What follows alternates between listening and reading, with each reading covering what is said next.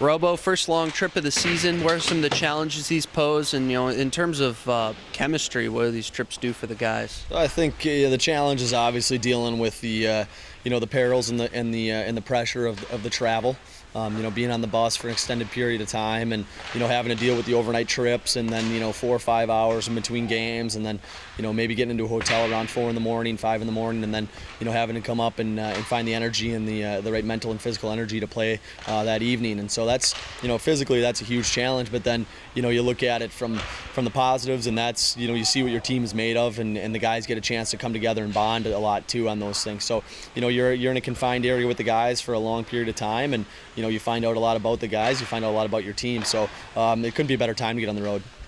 Big win over Greenville, 4 unanswered goals. What did that show you about this Gladiators team? Well, it just shows you a lot of different things. I think number one, you look at the character of the club and the resolve. You make sure you have a club that doesn't quit. Has a club that's going to keep battling, keep playing, and then I think you also have to look at it from kind of a skill standpoint, that you have the team in there that can score 4 goals in the last 26 minutes of a game, and teams that can blow the door open if they need to, and so that's something that's very encouraging on a few different notes. And I think we'll address a couple of the things that got us into that hole. We don't like to be crawling out of 3-0 leads, but it sure is a positive thing that you can. Fort Wayne, Evansville, 2 teams you really haven't seen before, 2 very loud, pretty imposing barns. What are the challenges this trip's going to pose as far as the opponent? Yeah, I think you'll look at the first one, and then you have to, we'll move on from there. But Evansville is a club. They're hungry. They haven't got their first ECHL win yet.